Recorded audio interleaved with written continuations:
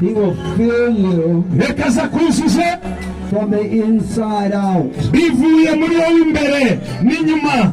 When you take food in, you take it into inside.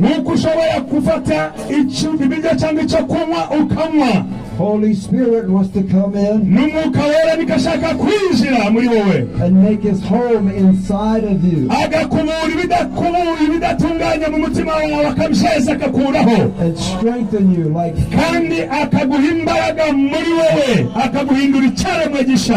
when you eat good food, you get strength and power. He wants to come inside of you and empower your spirit.